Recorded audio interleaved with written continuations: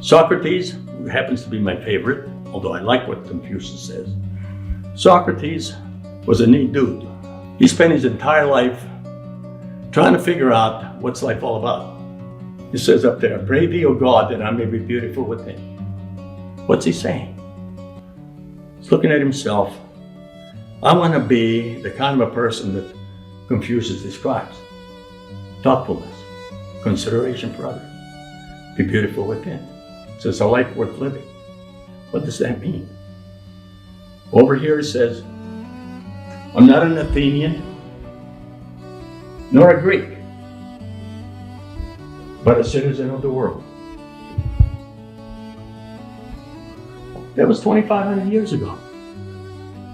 Didn't matter what color skin you were, didn't matter where you came from. How are we doing with that today? Terrible. He knew that 2,500 years ago. One thing only I know, and that is I know nothing said that before, is one of the smartest people that ever lived in the history of mankind. He says, I don't know anything. And it's probably true for most people. Their knowledge is minuscule. True wisdom comes to each of us when we realize how little we know, understand about life, ourselves, and the whole world around us. Spend his entire life trying to figure out what are we all about, what's our life all about, and what he called the life worth living. What makes you happy? What makes you satisfied? Plato. If a man neglects education, he walks lame to the end of his life. Says you're in a race for life. And education is going to play a big part in that race. And why would you choose to be lame? Because you're giving the other guy all the advantages. However, let's say you chose to be lame and you neglected your education like I did. Does that mean you're done? No, maybe you can't be an honor student, but you can always be an honorable person. And then maybe that's more important than being an honor student. And maybe you're going to have a life worth living, according to Socrates, that's much better than one who is an honor student and he wasn't lame. Those are the trade-offs. And you have to understand those, okay?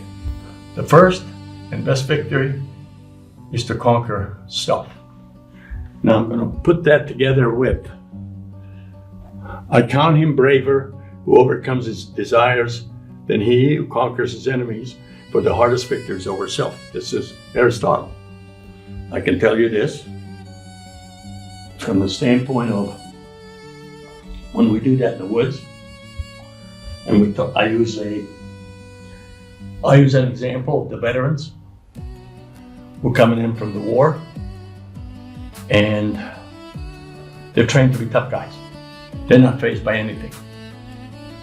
So they come back from the war and they're damaged goods. Now, they have a choice to make. Do I volunteer for another tour of duty? Or do I go see a psychiatrist because I have mental issues? Guess which one they're going to take? They're going to go back to the war. They'd much rather go shoot the enemy because they're good at that than saying, I'm not right. I got to go see a psychiatrist. As I'm giving that talk, and I did it a bunch of times, this lady's standing there. She's part of a training program for veterans from Cincinnati, Ohio. She starts bawling all over the place, out in the woods. She says, you're describing me and my husband. Wonderful man. We have 3 kids. He goes into service. Great husband, great father. Comes back, he's changed. Becomes abusive, drinking, probably taking drugs. And she said, I don't know what to do. Her family wants him to divorce him. She said, I can't, he's sick. But he won't admit he's sick. The hardest victory is over self. To say, I need help. It's hard to do.